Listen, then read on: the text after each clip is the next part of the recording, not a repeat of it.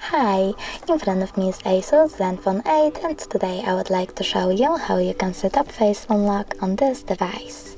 Firstly, open Settings. Now scroll down, click on Security and Lock screen, tap on Face Recognition and enter your current login method. Read the disclaimer and tap on Next.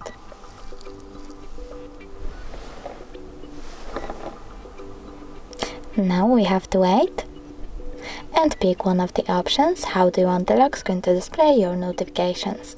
I will go with don't show notifications at all, so I have to click on this option over here and tap done.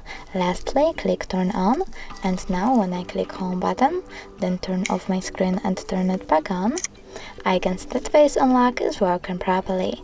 Thanks so much for watching. If you enjoyed this video, smash that like button, comment and don't forget to subscribe. Bye!